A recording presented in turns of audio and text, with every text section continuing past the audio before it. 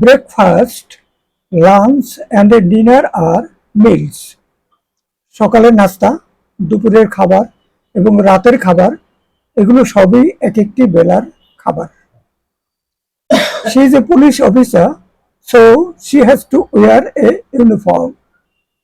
তিনি হলেন একজন পুলিশ অফিসার, তাই তাকে ইউনিফর্ম পরতে হয়।